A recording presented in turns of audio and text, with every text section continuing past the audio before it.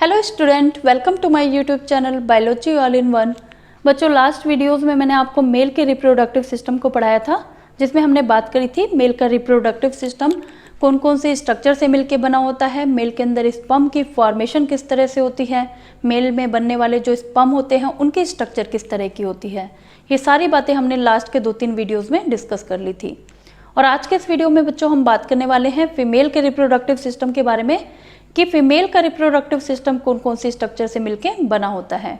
तो चलो स्टार्ट करते हैं, लेकिन स्टार्ट करने से पहले मैं आपको कुछ बातें बता देती हूँ बच्चों कि जो फीमेल होती हैं, फीमेल में उनका कंप्लीट रिप्रोडक्टिव सिस्टम जो होता है वो उनके लोअर एब्डोमिनल रीजन में प्रेजेंट होता है, जबकि मेल में हमने ऐसा कुछ नहीं पढ़ा था। मेल में क्या होता है, मेल का कंप्लीट रिप्रोडक्टिव सिस्टम जो है वो उनके लोअर एब्डोमिनल रीजन में प्रेजेंट नहीं होता। मेल रिप्रोडक्टिव सिस्टम का कुछ पार्ट जो होता है वो एब्डोमिनल रीजन के बाहर की साइड में प्रेजेंट होता है। लाइक जैसे मेल के अंदर पेनिस होता है, टेस्टीज होती हैं, स्क्रोटम होता है, जो स्ट्रक्चर, ये स्ट्रक्चर कहाँ पर प्रेजेंट थी, मेल के अंदर एब्डोमिनल रीजन के बाहर की साइड में प्रेजेंट थी।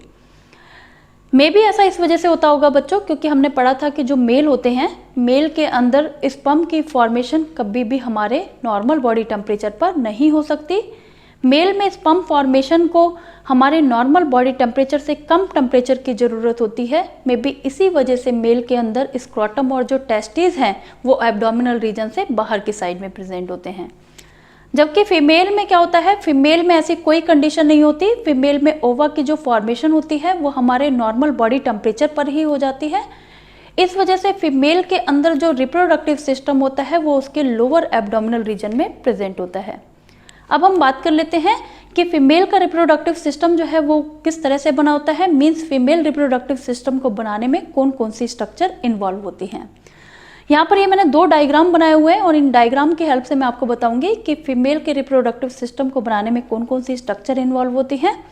तो अगर हम देखें तो हमें पता चलेगा बच्चों कि जो फीमेल का रिप्रोडक्टिव सिस्टम होता है ना, फीमेल के रिप्रोडक्टिव सिस्टम को बनाने में एक जोड़ा ओवरी इन्वॉल्व होती है, means pair of ovary involve होती है।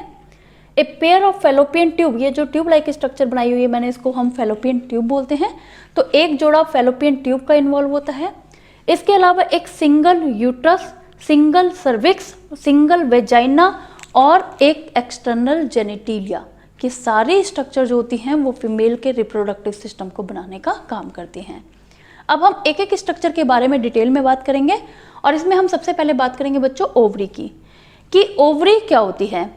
फीमेल रिप्रोडक्टिव सिस्टम में प्रेजेंट जो प्राइमरी सेक्स ऑर्गन होता है, मीन्स जहाँ से ओवा की फॉर्मेशन होती है, जहाँ से female sex hormone, estrogen hormone और प्रोजेस्टेरोन हार्मोन सिक्रीट होता है, उसको हम प्राइमरी सेक्स ऑर्गन बोलते हैं। और ये दोनों ही चीज़ें जो होती है ना बच्चों, मीन्स फीमेल के अंदर ओवा की फॉर्मेशन और फीमेल सेक्स हार्मोन जो है वो इसी ओवरी में से सिक्रीट होते हैं। इस वजह से फीमेल में इस ओवरी को हम क्या बोलते हैं, फीमेल का प्राइमरी सेक्स ऑर्गन बोलते हैं। ओवरी जो होती है वो जनरली आलमंड शेप होती है। इसकी लंबाई लगभग 2 से 4 सेंटीमीटर होती है, इसकी चौड़ाई लगभग 2 सेंटीमीटर होती है। और with the help of ovarian ligament, ovarian ligament की हेल्प से ये ओवरी जो है वो यूट्रस की वॉल से अटैच रहती है। और with the help of suspensory ligament, means suspensory ligament की हेल्प से ये ओवरी जो है वो बॉडी वॉल से, मीन्स पेल्विक वॉल के साथ भी अटैच रहती है।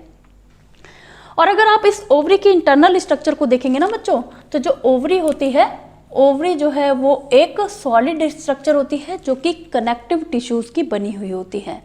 और इसकी जो बाहर वाली लेयर होती है उसको हम जर्मिनल एपिथेलियल लेयर बोलते हैं। मीन्स ओवरी को बाहर से जो कवर करने वाली लेयर होती है वो जर्मिनल एपिथेलियल लेयर होती है।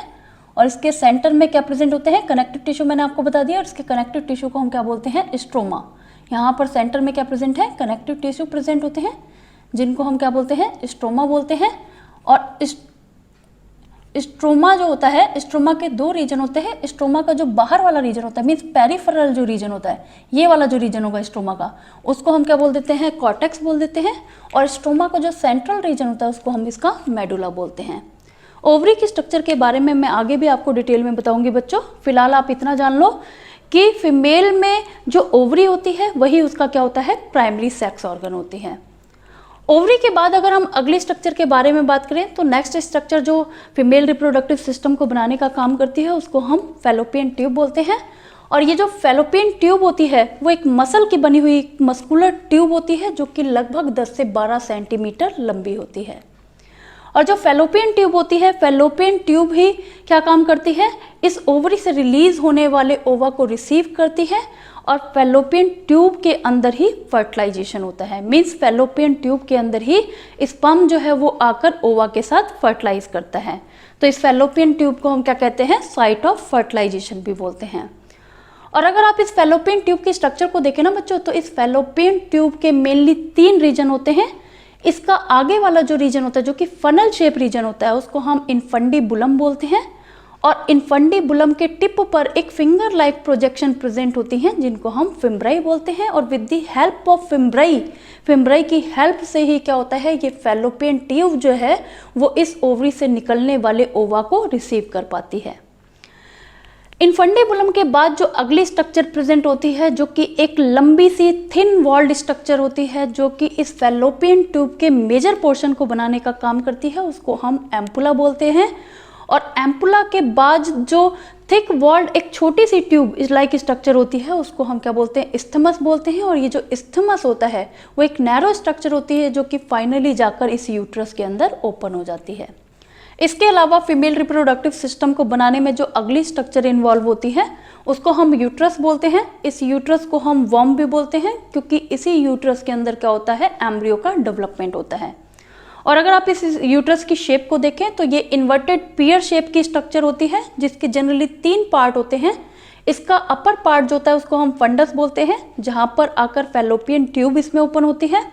इसका जो अगला रीजन होता है उसको हम बॉडी बोलते हैं और इसी बॉडी के अंदर एम्ब्रियो जो है वो आकर खुद को अटैच करता है और इसी रीजन में एम्ब्रियो जो है वो डेवलप करता है। इसके अलावा जो इसका नीचे वाला पोर्शन होता है, जो नैरो रीजन होता है, उसको हम सर्विक्स बोलते हैं। और इस सर्विक्स की 2 ओपनिंग होती है। इसकी वो ओपनिंग जो यूट्रस की बॉडी के साथ कम्युनिकेट करती है उसको हम इंटरनल ओएस बोलते हैं और इसकी वो ओपनिंग जो नीचे वेजाइना के साथ कम्युनिकेट कर रही होती है उसको हम एक्सटर्नल ओएस बोलते हैं। और इन दोनों ओपनिंग के बीच का जो एरिया होता है, जो इस दोनों ओपनिंग के बीच का जो रीजन होता है उसको हम सर्वाइकल कैनाल बोलते हैं। इसके अलावा क्या होता है बच्चों, ये जो यूट्रस होता है ना, ये यूट्रस 3 लेयर से कवर होता है। इसकी जो आउटर मोस्ट कवरिंग होती है उसको हम पेरीमीट्रियम बोलते हैं। उसके बाद जो बीच वाली कवरिंग होती है उसको हम मायोमीट्रियम बोलते हैं जो कि स्मूथ मसल सेल की बनी हुई होती है। इसकी जो इनर मोस्ट लेयर होती है उसको हम क्या बोलते हैं, एंडोमीट्रियम बोलते हैं। और यही एंडोमीट्रियम जो होती है वो किसी फीमेल के अंदर प्यूबर्टी से लेकर मीनोपॉज तक एवरी मंथ जो है वो रिन्यू होती रहती है, एक्सेप्ट 1 कंडीशन, केवल एक कंडीशन को छोड़ के। और वो कंडीशन क्या है, प्रेगनेंसी। मीन्स प्रेगनेंसी के दौरान ये रिन्यू नहीं होती 9 मंथ तक। और इसके अलावा क्या होता है, एवरी मंथ मीन्स प्यूबर्टी से लेकर मीनोपॉज तक हर महीने जो है यही लेयर जो होती है, इनर मोस्ट लेयर जो कि ग्लैंडुलर नेचर की होती है, वो रिन्यू होती रहती है। इसके बाद जो अगली स्ट्रक्चर होती है उसको हम वेजाइना बोलते हैं। वेजाइना जो है वो एक लॉन्ग मस्कुलर ट्यूब होती है जो कि लगभग 7.5 सेंटीमीटर लंबी होती है।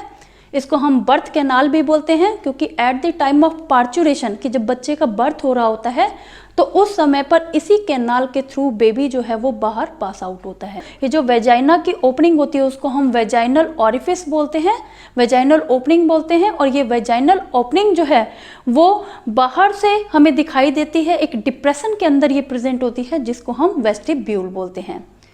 अब हम अगले स्ट्रक्चर के बारे में बात करेंगे बच्चों, जिसे हम एक्सटर्नल जेनेटिलिया बोलते हैं। ये भी एक पार्ट है फीमेल रिप्रोडक्टिव सिस्टम का। फीमेल का external genitalia mainly 2 fleshy skin fold का बना होता है। इसमें जो इसका inner most moist fleshy skin fold होता है उसको हम लेबिया माइनोरा बोलते हैं। इसके बाहर वाले फ्लैसी स्किन फोल्ड को हम लेबिया मेजोरा बोलते हैं। और ये जो लेबिया माइनोरा होता है इसके सेंटर में एक डिप्रेशन प्रेजेंट होती है जिसको हम वेस्टिब्यूल बोलते हैं। और इस वेस्टिब्यूल के अंदर 2 ओपनिंग प्रेजेंट होती है।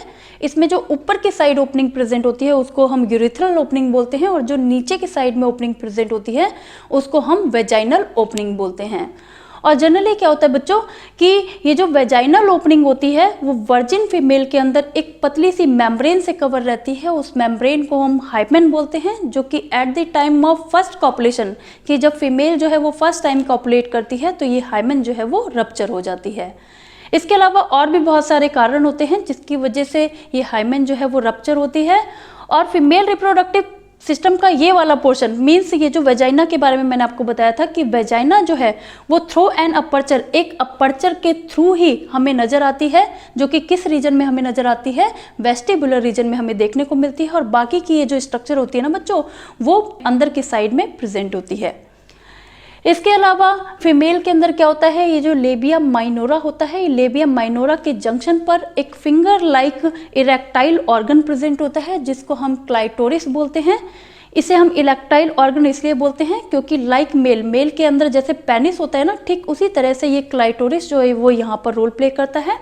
इसके अंदर इरेक्टाइल टिश्यूज प्रेजेंट होते हैं जो कि at the time of sexual excitement, कि जब फीमेल के अंदर सेक्सुअल एक्साइटमेंट होती है तो इसकी ये जो क्लाइटोरिस जो होती है वो इरेक्ट हो जाती है, मीन्स ये रीजन जो है वो सेल अप हो जाता है। और इस क्लाइटोरिस को कवर करने वाली जो स्किन होती है उसको हम प्रीप्यूस बोलते हैं। और इस लेबिया मेजोरा के ऊपर वाला जो एलिवेटेड रीजन होता है, थोड़ा सा फूला हुआ रीजन यहाँ पर प्रेजेंट होता है, उसको हम मॉन्स प्यूबिस बोलते हैं। और इस मॉन्स प्यूबिस के ऊपर प्यूबिक हेयर जो है वो प्रेजेंट होते हैं। इसके अलावा एक और स्ट्रक्चर इसमें प्रेजेंट होती है बच्चों कि जो वेजाइनल ओपनिंग होती है, जिसे हम वेजाइनल ऑरिफिस बोल रहे हैं, जो कि वेस्टिब्यूल में प्रेजेंट होती है। इसके दोनों साइड में एक ग्लैंड प्रेजेंट होती है जिसको हम बॉर्थेलिन ग्लैंड बोलते हैं, जो कि एकदम कॉपर ग्लैंड की जैसी ही होती है। जैसे हमने मेल के अंदर बल्बो यूरिथ्रल ग्लैंड, जिसको हम कुपर ग्लैंड बोल रहे थे, उसके बारे में पढ़ा था, जो कि at the time of copulation mucus secrete करने का काम करती है। ठीक उसी तरह से फीमेल के अंदर ये बॉर्थेलिन ग्लैंड प्रेजेंट होती है जो कि at the time of copulation, ताकि पेनिस का मूवमेंट जो है वो ठीक से हो सके, तो पेनिस को लुब्रिकेट करने के लिए, वेजाइना को लुब्रिकेट करने के लिए म्यूकस सिक्रीट करने का काम करती है। इस तरह से इन सारी स्ट्रक्चर से मिलकर फीमेल का रिप्रोडक्टिव सिस्टम बनता है। आई होप स्टूडेंट्स आपको ये वीडियो समझ आया है। अगर आपको ये वीडियो समझ आया है तो इस वीडियो को लाइक और शेयर करें और हमारे चैनल को सब्सक्राइब करना ना भूलें। Thank you.